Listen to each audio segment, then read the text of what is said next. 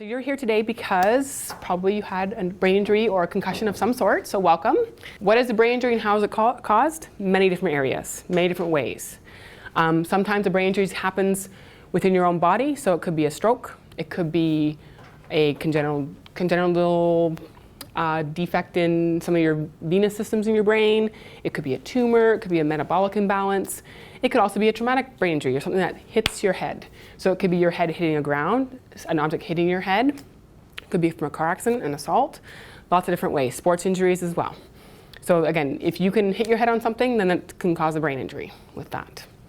So this is just a picture, just an ad from Mercedes-Benz, but it's just a picture about how great and important our brains are. So our brains basically are the central hub, they run the ship. And so if we injure it, a lot of things can maybe not work so well anymore. Things get a couple kinks in the chain a little bit. So we're hoping today to give you a couple strategies that you can take home with you that will help make your life a little bit easier. Again, if I can make one thing easier in your life, then my goal has been met today. So what kinds of difficulties do people have after a head injury? Or what kinds of difficulties are you guys having after a head injury? Yes? Dizziness is Dizziness. a problem. Yeah. Anyone else have dizziness as well? Yeah?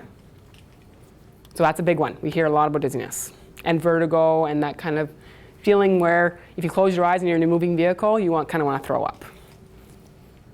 Anyone else? Lack of concentration. Difficulty with concentration or easily distracted now. Yep. Yes. Trouble sleeping? Yep. Big time. Sleep disturbance is a huge thing with our patients. So we're going to be talking a little bit about that in the next session, about how to maybe give you some strategies to help with some of that sleep disturbance. Head pressure. Pardon me? Head pressure. Head pressure, headaches, head pain, head fog, all those things. Yeah. Yeah. People are emotional, yeah. Well, it's been a big life-altering thing, right? So it's been a life changer, right? Anyone else have any? So I have headaches, dizziness, emotional. Pardon me? Ears ringing. Yes, tinnitus. So anyone else have the ears ringing stuff, yeah? Or how about hypersensitive to noise? So you can hear bugs crawling on the wall and stuff like that, yeah? Not that you want to hear bugs crawling on your walls. Yeah, so certainly noise sensitivity or that kind of constant ringing. So when the house is finally quiet and you can finally go to sleep, then the ringing starts getting louder. So you won't be able to sleep with that. Anyone have any memory difficulties? Yeah, if you can't pay attention to something, then memory is going to be affected, right? Because they go hand in hand. What about difficulties with problem solving? Choosing your own clothes. What should I wear today? And you're spending an hour or so in the closet just picking out an outfit. Driving? Is anyone here driving still? And if you are, is it more difficult now? Do you have to be more on? Radio off, kind of no talking in the car, everyone has to be very focused, yeah? What about returning to work? Return to school for the younger folks, yeah? That's hard as well, yeah? So again, big life-altering things. Difficulties with doing most things in your life, right? Who here likes grocery stores now? No. Who here liked grocery stores before? That's the first question I should ask. And if you don't like them now, then there could be a visual dysfunction or difficulties with your vision. So again, lots of different things can be affected. I put visual changes on top of everything else because if you have a visual dysfunction or a visual difficulty, that could overlap a lot of different areas. Cognition, balance, dizziness, physical activities. It could also kind of be that thing that's overwhelming and maybe makes you more irritable or angry when you're out in public. And here's the major problem with concussion. After a concussion, there is damage, but it doesn't show up on an MRI or a CT scan. So it's hard to prove that there's something wrong with you. Recovery is very much based on symptoms, and although there are functional MRIs that do show very dramatic differences in the brain, those aren't really available to say, I just like to have a functional MRI, please, just sign me up for one of those. They're usually used for research only. So it's hard to get those kind of from your doctor, those referrals from your doctor. Simple tasks, so a simple subtraction activity on this side without a concussion become much more complicated with a concussion. A single finger pointing activity on this side without a concussion, a lot more difficult with a concussion. More areas of your brain have to light up to get that task to actually happen. So who here has very little energy now? Not just from lack of sleep, but just overall. Yeah, so fatigue is a big one for us that we hear a lot about for our patients. And so if your brain's working extra hard to do simple tasks, no wonder there's no gas left in the tank, right? And you look normal. Who here has friends and family and coworkers saying, "But you look great. You look fine to me. What's going on?" Because no one can see the Band-Aid on your brain. They can see you having a headache, or they can see you being a little more snappy or a little more irritated or calling in sick a lot, but they don't really see your brain's in a wheelchair, right? I have some patients who used to walk around with a cane. They used to just carry around with them because at least there's a physical, visible thing that they have something wrong with them. And people are more tending to believe them that they have something wrong with them if there's something to look at that says there's something wrong with me. And it shouldn't have to be that way. And so they don't see the internal struggle, right? Where everything you think about is very difficult now. So the number one symptoms we hear about, and this is at least from my experience, fatigue and pain, which is usually kind of looks like a headache or head pressure or those kinds of headache pains or neck pain in there. So I think everyone's nodding when they say fatigue and headache pain. It's very challenging, yes? So pain and pressure can come from multiple sources. It can come from overstimulation, like a grocery store, too much colors, too many people, too much noises, too much music. It could be from light sensitivity. So if you go into, again, if you came in here and I had all the fluorescence going, you might get a headache from that. It could come from neck pain. So if you have a whiplash injury with your head injury, you could also have that kind of radiating up into make a headache. If you're tense, if you're stressed out, if you tend to walk around like this now with your shoulders up around your ears, then you could also end up with headaches with that. Or if you grind your teeth or clench your jaw a lot, that could lead to a headache as well. And so, of course, a headache can have multiple triggers. It can be from a lot of different things. But it's also a very huge motivating factor to get better. Because who likes having a headache? Not me. But a headache will also cloud all your activities. So if you're trying to concentrate on something, making a phone call to the insurance company, making a phone call to book an appointment, if you have a headache, it's going to make it that much harder to do that task. So my number one goal for you guys is to have that headache-free day. And if you haven't had one of those for a long time, I think that's one of your number one goals as well, right? To get a headache-free day. Fatigue is also, again, number one, number two, headache, fatigue. They're kind of neck and neck when it comes to symptoms in our books. Fatigue impacts everything as well. And there's a difference between cognitive fatigue, or I've done too much thinking today, and physical fatigue. Like I mowed the lawn and I raked it all up as well, and now I'm physically exhausted. Many factors contribute to fatigue. What kind of medications you're on? Did you have a poor sleep at night? Did you do too much today? Where were you today doing those activities? Were you in a grocery store? Were you in a quiet room? And it can fluctuate over the day and week. So you could wake up with lots of energy, and by about lunchtime, you're fading. It could also fluctuate over the week. So it could be that the weekend you recharge, you sleep in, you get all the energy back. Monday, Tuesday, you're good, and then you start to fade by Wednesday. And there's a lot of common mistakes we have as well with our patients. So they think that they're not trying hard enough. I need to push through this fatigue thing. I need to just keep trying harder and I'll push through it. People will think I'm lazy if I don't push through it. Or I've already given up so much. I'm not doing my sport anymore. I'm not at work anymore. I'm already not doing anything, so how can I cut back any more than I'm already doing? Right? Who remembers this graph from triage? Yes. Who here still does this stuff? Yeah, from triage? Yeah. Okay, so many of our patients do this kind of yo-yo effect. So what happens is you wake up in the morning and you feel good, so you get lots of activities done. The problem is, about an hour or two into that, you might start getting a little kind of reminder you have a headache, or you're starting to get a little tired, or you're starting to get a little more ringing or a little more dizzy, and you ignore it. I need to get stuff done. I'm behind. So you push through it, and then you end up in that danger zone. You end up in the danger zone for a little while maybe, and then eventually your brain says, I'm done. And it makes you crash. So it's that, yes? I've done that. I've been feeling good for about a day and a half. Mm-hmm. And then you think, oh, I'm really getting better. Mm-hmm. And I'm going to skip that 15 minutes. That's right. You skip that break. That's right. So we'll get to that. So what happens is once you get to that point of no return, you're going to crash. And how long is the crash? It depends. It could be for a couple hours. If you did maybe 2 hours of work and that's too much, you could crash for a couple hours. If you did a whole day of work, you could crash for a couple days. I've had some people even say they crash for a couple weeks, which is a bit much to be kind of behind on things, right? So this is not very efficient. You don't get a lot done. You only get a little window of opportunity to get stuff done. And it doesn't work, and most times you have a bad headache or you're feeling kind of lousy, right? So what we want you to do is do this instead, okay? You have to do something at this point in the game. Doing nothing is not going to make you better. Resting all day long is not going to heal your brain. We need to do some stuff, just not everything. So we have to try and find that nice middle ground of how much is too much, which is, again, that's the kind of the personalization that you guys need sometimes to find out what is that magical point. So a little bit of activity and take a break. So it could mean that you take, maybe if you go on the computer, and computer is one of those things that's going to trigger your symptoms, you do half an hour of computer and then a 10-minute break. And most people in the room are probably going to be type A personality. So you're going to say, oh, just let me finish that email. Oh, just one more thing. Oh, I have to check one more thing. No, when the timer goes off, you're going to walk away. Over time, and it does work, you start to have this, where you can do more activities for longer, shorter breaks. The danger zone will still be there.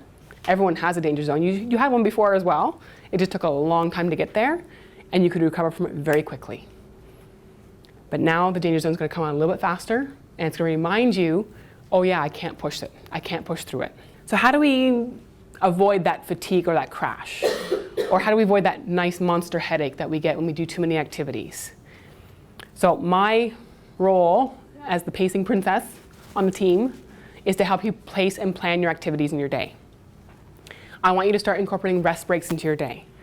So if you, let's say, work right now for 4 hours, I want you to take a good half an hour break in between those 4 hours, if you can.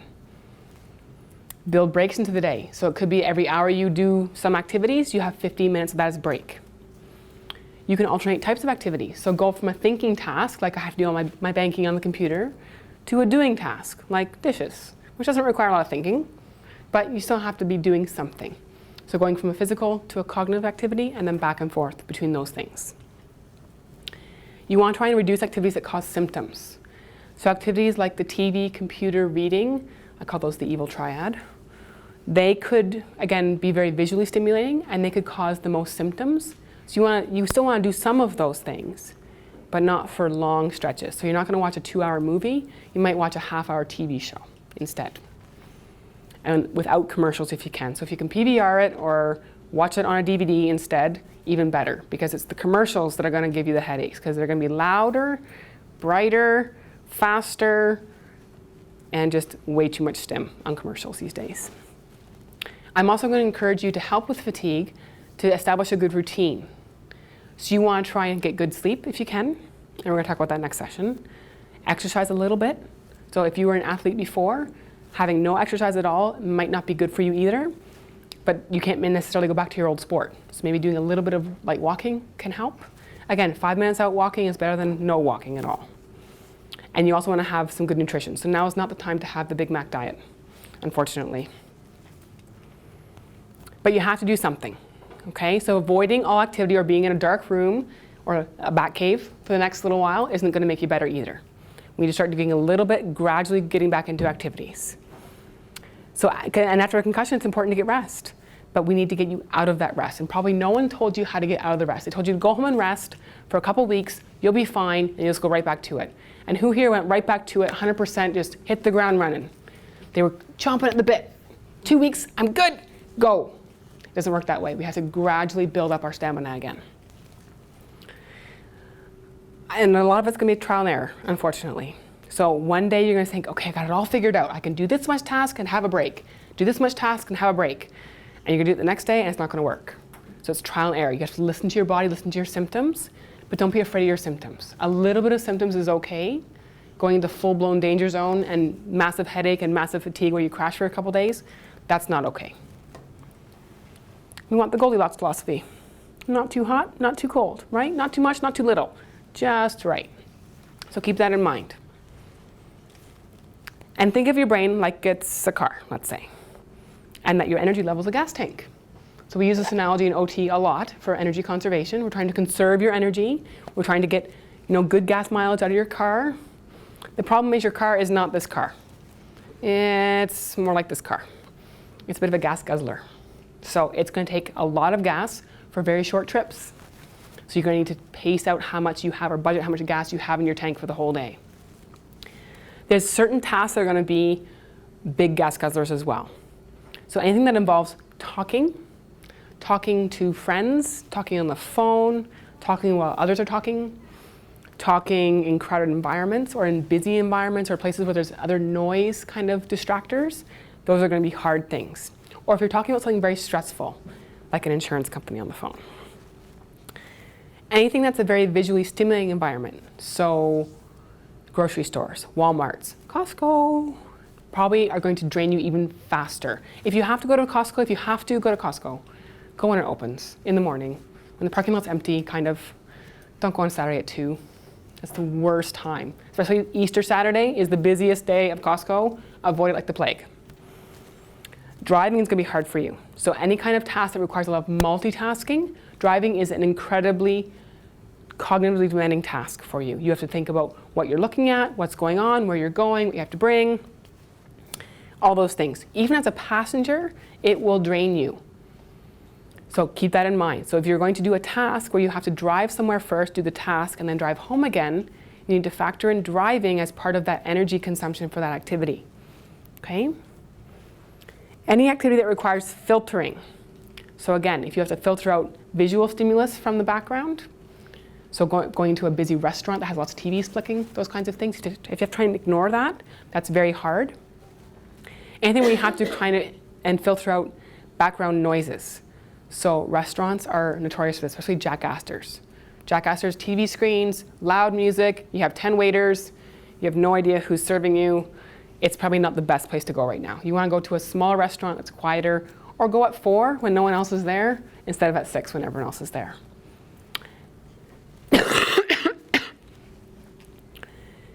Anything that requires increased attention or processing or cognitive load is also going to take a lot more energy.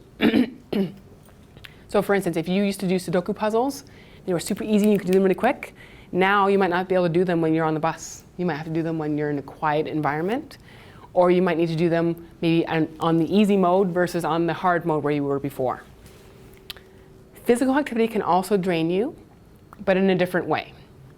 So physical activity or physical exercise is maybe something you don't want to avoid at all cost, but if you have a gigantic property and you need to mow that lawn, maybe doing it all in one fell swoop is not the best idea. Maybe chunking it into quarters and do a little bit every day would be a better way of cutting the lawns. That way you're not going to use all your energy up for the whole day in one lawn cut. Does that make sense? Yeah? So I kind of alluded to this before, but the number one way to pace your day or pace your activities is to use a timer. So who has a smartphone in the room? Most people have smartphones, right? If you don't, that's okay. Kitchen timers, stove timers are great. Dollar store sells a number of lovely timers for $1.25. Or your smartphone has a built-in timer as well. Use a timer and pace out your activities. If you need to go on the computer and computer gives you a headache, set the timer. Set the timer for the amount of time before the headache comes on. If your headache's going to come on at 25 minutes, set it for 20. If the headache's going to come on at 45 minutes, set it for 40. So you want to do activity up to the point where you think you might get symptoms, and then walk away before the symptoms come on. Okay? So you're going to stay in that nice green safe zone. But you want to kind of come close to that peak. Come close to where the danger zone's you see the danger lurking in the distance, but you can avoid it. Okay? So you can either stop an activity when you set the timer, or change activities. Again, going from a doing task to a thinking task, and then a doing task, and then a thinking task, those kinds of things. But you want to do it before you hit empty. If you can, try and remove as many distractors as you can. So if your house is always the one that's thumping because you have the music going, maybe turn the music down. Or turn it to a different channel where you don't have to filter it out as much. If you find that going to a restaurant is very hard, you can't listen to people talk, don't go to a restaurant to have visits with friends that you haven't seen for a long time. Go somewhere else. Or go to a Williams instead of a Jack Astor's. rest if you can. I have some patients who go places, they drive there, and they know the drive's going to take a lot out of them, and then they can arrive early, and they have a little snooze in the car before they actually go into their appointment or to their activity that they're doing. The unfortunate part is now that it's nice and hot outside, we can't really do that little snooze in the car anymore. And when it was minus 40, you couldn't do the snooze in the car either. So again, if you can arrive early, sometimes our patients come early for our sessions here, and we have a private room that has a couch in it, we let them go and have a rest in there before they start with us, okay? If you're going to a party, let's say, or going to a family function, arrive early, go have a nap before everyone else gets there. That could be an option as well. Yeah, but. I hear this a lot. Yeah, but. A lot of people didn't, who here had to plan before? Plan out their day, minute by minute. Of course not. Free spirit, right? Go where the wind blows you. That's the problem now, is that as type A's, you don't like to stop, and it's very hard to plan out what you're going to do, okay? But I'm going to tell you some techniques that you can use today that might make it a little bit easier. And so I really want to encourage you to try and look at your activities that you do every day and try and see if we can get you into more of a structured way of doing your activities.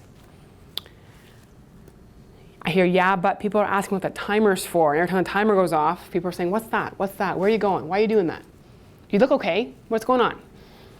And so again, your timer could be your best friend as well. If you're at your in-laws' house and you have to, timer goes off and you got to go. Sorry, I got to go. My timer, I'm out. So it could be also a very convenient thing for you. So keep that in mind. I have a lot of people who say, I've always had a radio going in the house, and I miss that kind of constant music. Or I miss that being, that to me is normal to have that radio going, and now you want me to have quiet all the time in order to do my activities. I say, you can go ahead and listen to the radio. Just maybe turn it down a little bit. Or again, turn it to a different station perhaps. So it's not quite as hard to filter it out, okay? Your brain has to go on a little bit extra chugging, has to get another piston going to filter that stuff out. And it's going to use up more and more energy. And things are different now. So think of it as you have a new brain. So we have to change a little bit how you do things. So you can't pace your day, you can't structure your day with little chunks of activities without planning as well. So who here uses a daily planner? Good, excellent. Now, did you learn that from triage when you came in? No? Or have you always used a daily planner? Yeah, okay. Okay. So some people are just, already using a planner, so you guys are used to it, which is good. So there's not a lot of new learning. If you aren't used to using a planner, this is going to be something a little bit new for you. It's going to be a little awkward. You have to carry this thing around with you, or again, if you're going to use your phone, you're going to have to pay attention to it a little bit more, or at least the calendar setting on it. So if you are going to get a planner, I prefer to get one that has kind of an entire week view at a time versus one day at a time. Okay, so keep that in mind if you're looking to buy something. You might want to go now as well because they probably won't have any 14 ones left because the 15s will be rolling out soon. So they might, because we're kind of getting towards the halfway point of the year. If you are comfortable with technology and you like your smartphone or your technology, little tablets and phones, by all means, go to that. It can be very kind of invigorating to have your smartphone tell you exactly what you have to do all day long, which is good. It can remind you, it has alerts. So there are benefits to having that smartphone kind of do some of your planning for you. If you are going to use a paper planner, use a pencil. It's erasable. A pen is not as erasable. So my physio counterpart always yelled at me for writing in pen in her planner because that'll be the one appointment we have to try and change. And then we have to get the whiteout out somehow. And you have to bring it with you. So smartphone's an obvious choice. If you have a smartphone planner, it's kind of always on you because it's your phone. But with a paper planner, you have to kind of make sure you drag it around with you everywhere you go, which isn't as hard for us ladies because we have a purse and we can kind of toss it in there. But the men have more problems with that because you have to kind of bring this book everywhere you go. You don't have a kind of a purse. So it makes it a little bit more challenging. So if you prefer the smartphone, then go for that. So this is what my planner looked like a couple years ago. So again, a full week at a time. And I also have little time slots. So I have kind of hour breaks in there. And again, this works for me because I schedule hour-long appointments with patients. So I can just kind of slot it in. If I lost my planner, I would be lost because I would have no idea what's going on anymore because I rely on it that heavily. So again, a week at a glance. So you can see everything at once. This is the old operating system for iPad. But But again, you can always put stuff in here. If you are going to use your technology for a planner, put stuff in color code. So add a couple extra calendars. Make things like appointments one color, work things one color, maybe household tasks a different color. Because what will happen is if everything's the same color, that doctor's appointment that's really, really important that you're waiting for 3 years to go to, you'll miss it because it'll blend in with the rest of the stuff. Okay, so you need something that's going to pop out so you are alerted to that. And when it comes to activities, there's many activities that we do every day, let's say. So we all get up and we all have, well, kind of, some of us have breakfast, some of us don't. But we all have breakfast and we all get kind of dressed and we all have a shower, mostly. And so those kinds of things, do you want to put them in your planner? You can. If you find that you need to have time set aside to do those activities, or you're always kind of rushing out the door or running late, then maybe you do want to put those things in, including brushing your teeth and feeding the dog and making a cup of tea, those kinds of things. There are some activities that we do every week, like the garbage, which, again, in London, I don't know if anyone lives in London around here, but I can't keep up with that schedule. So that 14-day or whatever it is, 8-day schedule, I get lost with that. So again, putting garbage day in to your planner to remind you to get the garbage ready the night before. That way you're not scrambling the morning of when the garbage truck is coming down the street and you're in your pajamas running down chasing after them with the garbage bag in your hand, okay? Things like laundry, things like dusting, those kinds of things, we want to try and put them into your planner as well. Because you probably don't want to do those days where you clean the entire house all at once. You probably want to split it up. So you're doing a little task every day. That way you're not overdoing it on the weekend, let's say. There are some things you're going to do monthly, like pay your taxes, give your dog heartworm medication. But again, if you're not used to doing that, because we only do heartworm, let's say, 8 months of the year, then you have to kind of get in the swing of things. So again, having your calendar or having your planner tell you those things are coming up, you can put them all in advance, and then there they are, so you don't forget. So you have to remember too that activities in your life will have priority levels. Anything where you're going to commit to someone else, like a doctor's appointment, dentist appointment, getting together with your friends, those kinds of things, they're going to kind of be higher priority because someone else is involved with it, right? You're committing to someone else. And so you want to make sure those things get done first. But don't overbook yourself with your friends so you get out of doing housework, because it's not an excuse to get away from housework with doing these things. But you want to make sure that you get things that you need to get done first, and then things you want to get done on top of that. Some people like to do a to-do list, which is fine. A lot of my patients say, yeah, I have sticky notes everywhere in my house. Sticky notes on here, sticky notes on there, with to-do items on them. Sticky notes are great. The problem is they don't stay sticky forever, so they tend to be unsticky after a little while, except for the new ones they have. So Post-it has a new sticky note that's mostly sticky with a little bit unsticky. So those ones are better to use if you're going to choose a sticky note. I would recommend those, and I do not have any shares in 3M. But again, if we can get a bigger to-do list or maybe a to-do list that's in a planner, that could be a benefit as well. So some planners actually come with a section for to-do items. Most smartphones, again, have a reminders app that you can put to-do items into. And if you're out shopping for apps, if you type in anything like a to-do list into an app store or a Google Play Store, you're gonna get lots of hits. So again, you can shop around and look for things like that. The best thing is when you're looking at a to-do list, you want to try and, again, get the things done that you can get done first. So the easy things, or the things that don't take very much time, or the things you have to get done. And then do the rest. So it doesn't necessarily mean that you have to have everything in order, like in chronological order. They just have to be there. If you think of an item, put it on your to-do list, quick.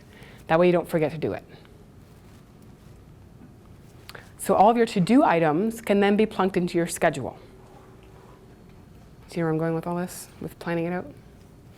So, again, if you have a paper to-do list, put it in your paper planner. If you have an electronic to-do list, put it into your electronic calendar, right?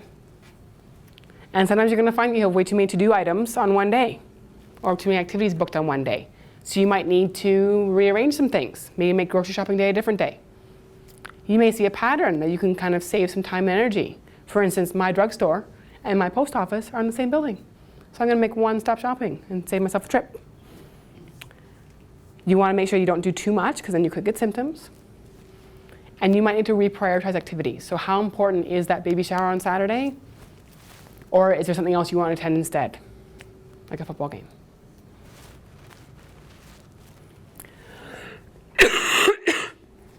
So I have a couple of rules if you're going to use an agenda. You have to check it. Again, every time I have a new patient come in, I'm checking my agenda. Who's next? Who's next? Who's next? So you might, again, if you're going from a computer task to a dishes task, it might be what's next? What's next? What's next? Those kinds of things. You also want to record in your agenda activities that maybe you haven't pre-planned. So let's say you have a little bit of free time in your day and you want to put something in, or you want to do something in that time. Then what you want to do is you want to try and write in what activity you did in that time. Because it's going to be used as a log as well. You can then bring it to the doctor's office and say, well, look what I did all day. This is what I did. And then you can also record your symptoms. Say, this is what I did and this is how I feel. So I did this activity on the computer for 2 hours, and guess what? I felt pretty rotten afterwards. If you have your planner with you all the time too, you can bring it with you, and you can write your appointments in when you go to see the doctor or you go to the dentist, those kinds of things.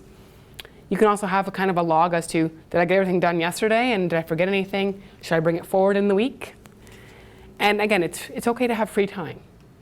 So you don't need to schedule every moment of every day down to the second. But in those spaces where there is free time, if you did do something, like attend a football game or watch a movie, then you want to write it in, just so you can kind of have a record as to what you did, and if there's a correlation between symptoms and activities. So just so, I'm going to really try and sell the agenda thing to you guys today, because a lot of my patients who have embraced this have really felt that they've gotten better faster. So I really want to try and get you guys encouraged and revved up and really on board with using an agenda. So the beauties of an agenda, I'm going to really sell this to you, is first of all, you know what day of the week it is. And you know what day it is. So who here had to look up what day it was when you were filling out some of your forms today? I heard some people say, what day is it today? So if you're not in school, not in work, it's hard, every day's a weekend, so it's hard to kind of keep track of the days.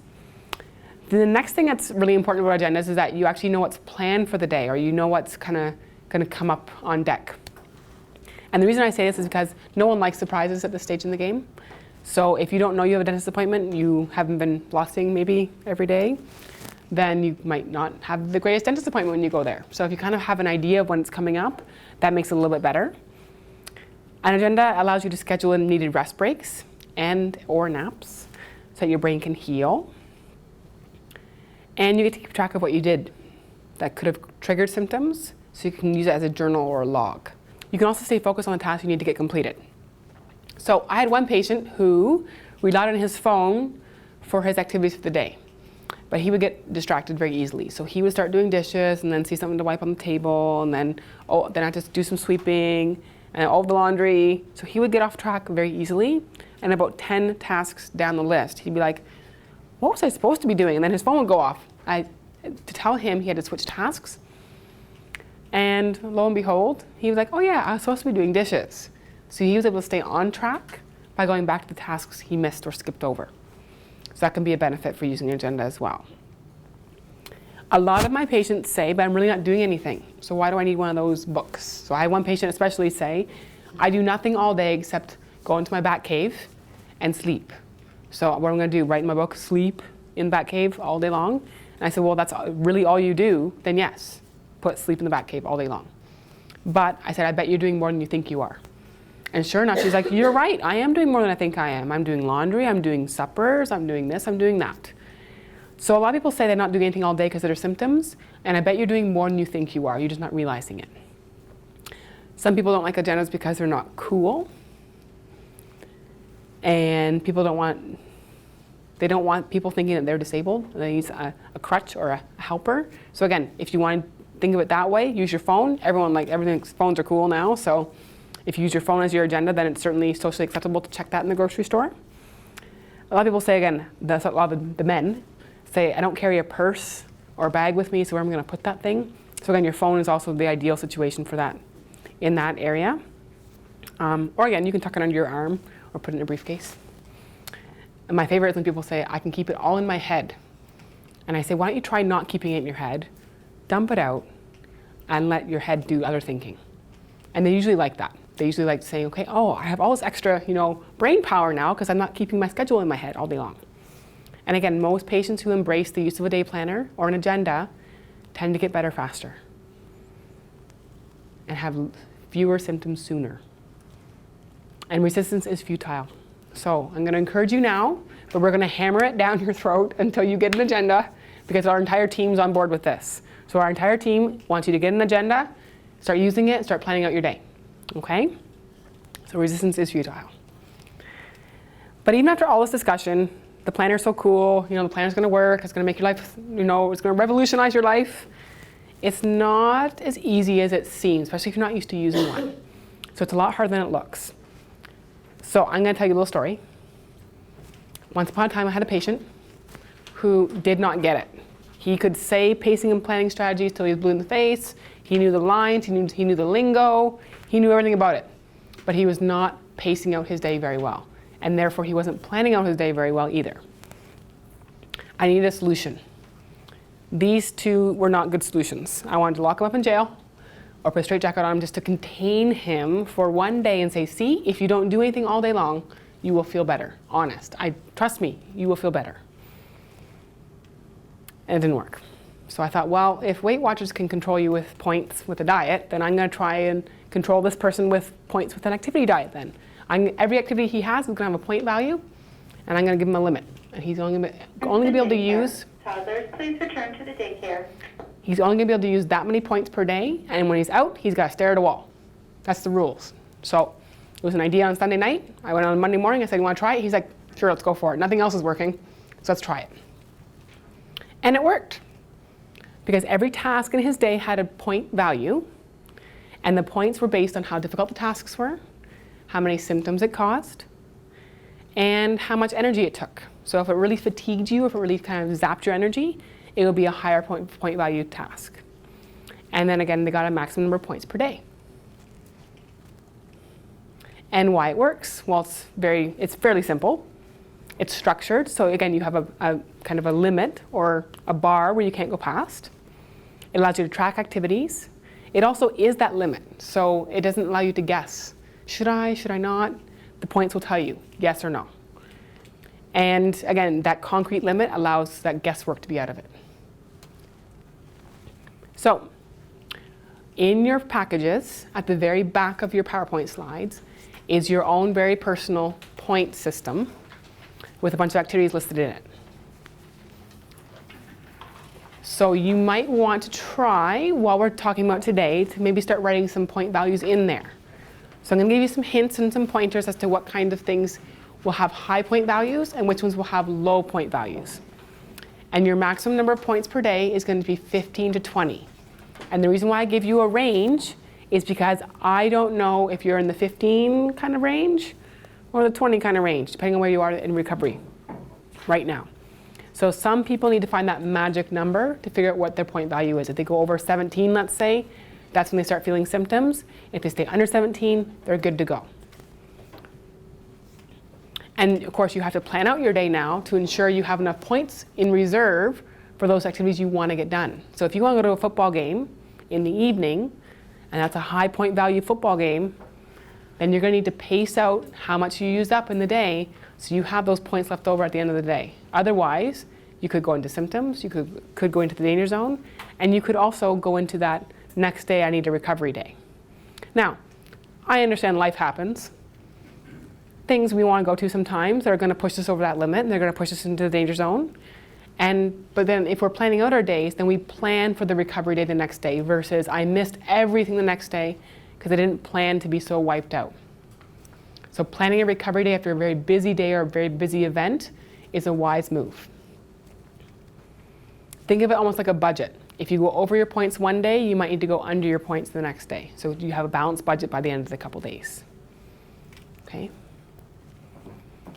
As you limit your tasks, your symptoms should improve as you start to feel better.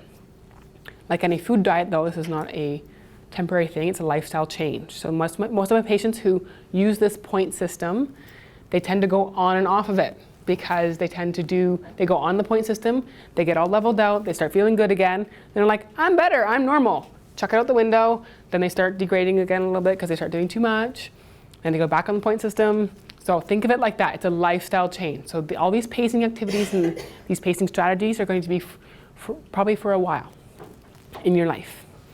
And once you start to recover, there's a couple of ways we can make it easier for you. We can either increase how many points per day you get, or we can decrease how much the tasks cost you in points.